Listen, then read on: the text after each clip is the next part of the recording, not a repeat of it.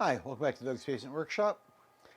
I was so excited about this project. I've been thinking about this project for a couple of months now. It's been on my list of things to make. At the end of farmer's market, when I had some free time, I know it's like a 10-minute project. I guess I should have read the description a little bit closer. And I might try to redesign it a little bit, but I don't know if it'll work if I redesign it as well as it should. The description says to use thick acrylic, which I don't have any, so I can't redo it even if I wanted to. And it says to use thin acrylic for the top, which I noticed right away. And the pictures, I could tell it was thin acrylic on top. You couldn't really tell from the pictures until you get to the very last one that it's thick acrylic for this piece. And if you look, I mean, I'll put a picture up here of the flashy light working. I just kind of balanced it all there really carefully. It's really cool. I mean, the art is pretty awesome. I would recommend taking the words off and putting your own words on. There's something wrong with the Word file. When I went to go laser it, it put some wonky, weird lines just on my acrylic that shouldn't be there. And make sure you have thick acrylic. I think 2 pieces of acrylic will probably do it. Hold on a second. Let's see here. If I double up my thickness of acrylic. Yeah, if I just cut another piece of acrylic, it'll work okay, but I already have to redo the words on it, so I don't have time today. And I want to get this video out. So acrylic did great. Cutting fine. Engraving cool as heck. Basically the same idea as the light up tower things that I was working on before. That did okay at the farmer's market, which was really a letdown. Really cool, fun project, guys. You got to check this one out. A ton of things we can put on that acrylic to make it a fun button. So go try this project out. Go check out the file. Like I said, everything was great. Just make sure you use the right acrylic, which I did not have here on hand. And replace the words on it. And that's all I got to say. Good project, cool stuff.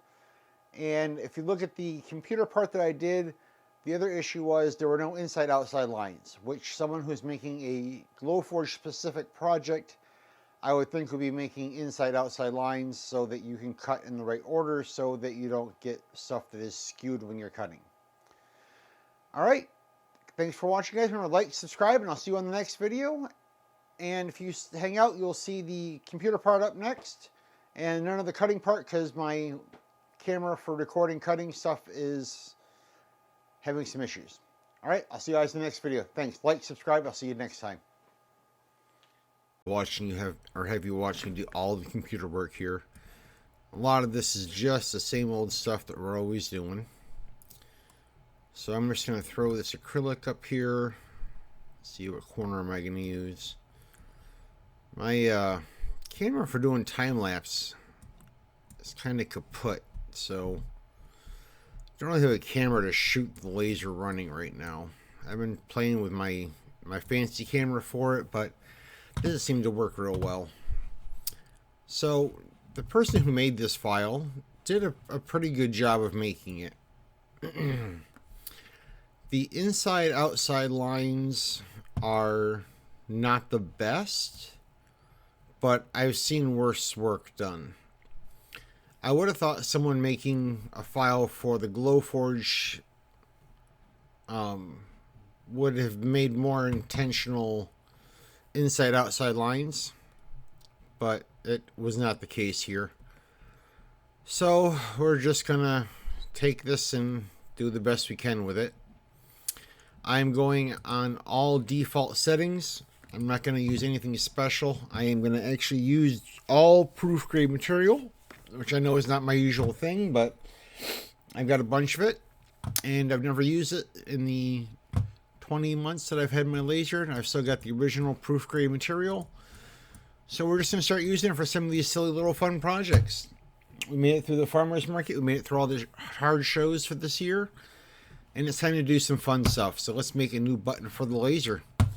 I will, of course, send this on to the artist with my opinion of simply making it so we have inside-outside lines would make this file a million times better for, obviously, GlowForge users, and which is what he made this file for.